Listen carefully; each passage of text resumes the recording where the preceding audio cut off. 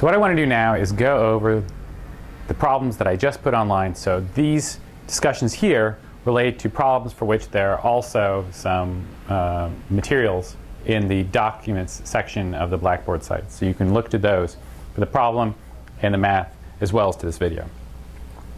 So I want to do a couple of problems that relate to looking at the brightness or magnitudes of various stars and figuring out how far away they are, or if I see something of a given magnitude, how far away it is, and problems that are of this type.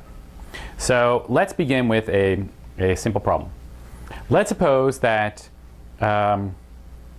you have a star here, and you are 1 parsec away from it. And then you have a friend, Einstein, who is 10 parsecs away. Okay? So a few questions.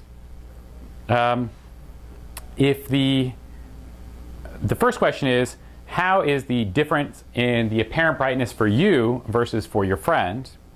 And if the absolute magnitude of the star is 6, what is the apparent magnitude for each of these observers?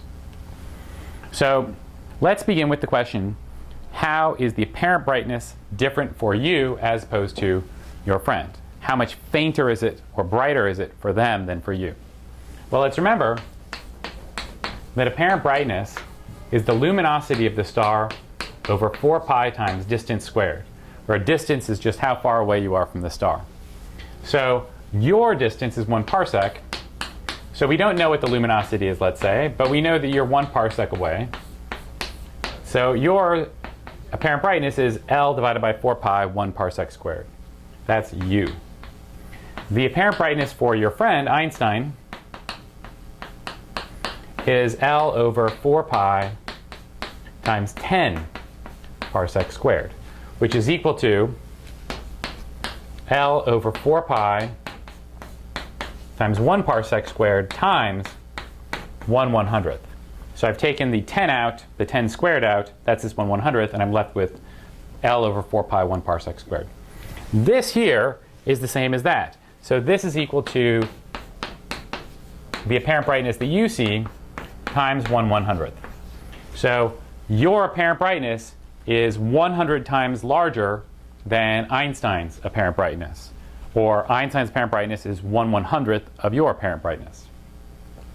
So how does that then relate to the difference between your apparent magnitudes? Well, remember that the rule for apparent magnitudes is every time you divide by 2.5, you add 1 to the apparent magnitude. So what do I mean? If your apparent magnitude, let me erase this. If the apparent magnitude that you see is 1, and that has some apparent brightness.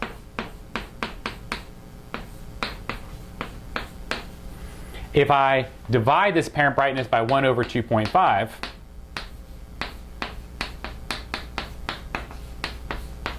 then that means I should add 1 to this. So it goes from 1 to 2. If I now divide by 1 over 2.5 again,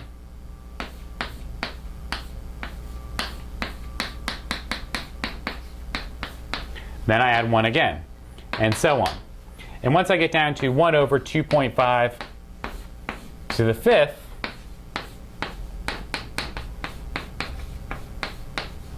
then I now have added 5 to this, so this is 1 plus 5 or 6.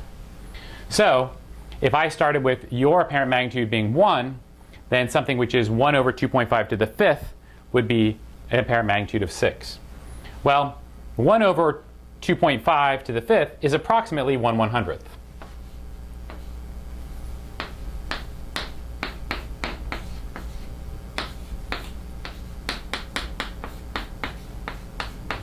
So that's the second rule, which is that if I started with an apparent brightness and I divide it by 100, then that's the same thing as adding 5. So those are the two rules.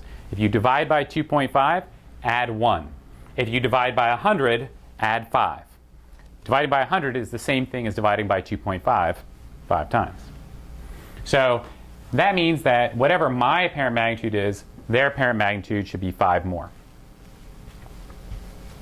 So let's go to the second part of the problem. The second part of the problem says that the absolute magnitude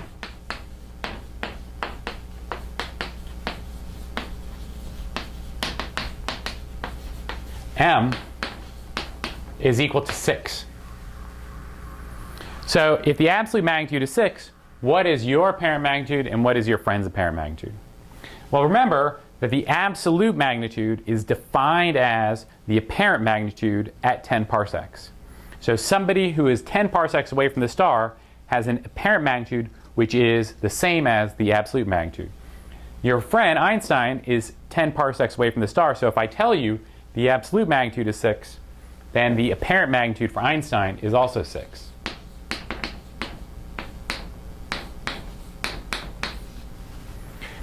I know that my apparent magnitude is my absolute brightness is 100 times brighter than Einstein's apparent brightness, which means that my apparent magnitude is 5 more than Einstein's apparent magnitude. So that means that my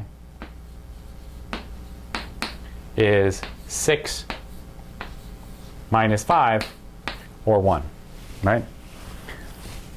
Might have said that backwards. What I, of course, mean is that if I have a 100 times brighter, then I have my apparent magnitude, which is 5 less than Einstein. So my apparent magnitude is 6 minus 5, or 1. There's a pretty straightforward way that we can get this from the equations. This is using this scaling relationship about dividing by 2.5 or dividing by 100, and the fact that we just worked out that my apparent magnitude is 5 less than Einstein's apparent magnitude. But once we know that 6 is the absolute magnitude, well, I can work out what my apparent magnitude is, because the apparent magnitude is equal to the absolute magnitude plus 5 times the logarithm of the distance away it is from me divided by 10 parsecs. So the distance from me is 1 parsec, and the absolute magnitude is 6.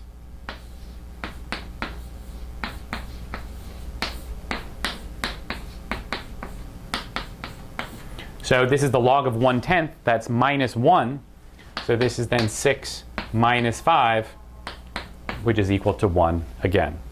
So now we have a couple of different ways to find the relative apparent magnitudes, my absolute magnitude, their absolute magnitude, by using these different techniques. I can either use factors of 2.5 to, every time I step by 2.5, add 1 to the apparent magnitude. Or if I know the absolute magnitude, I can use something like this formula to tell me what the apparent magnitude is for me.